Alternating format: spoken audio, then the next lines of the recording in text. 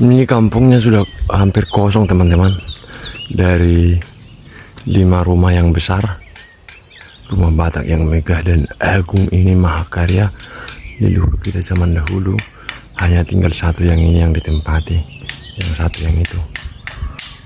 Ini selebihnya sudah kosong, tidak terawat.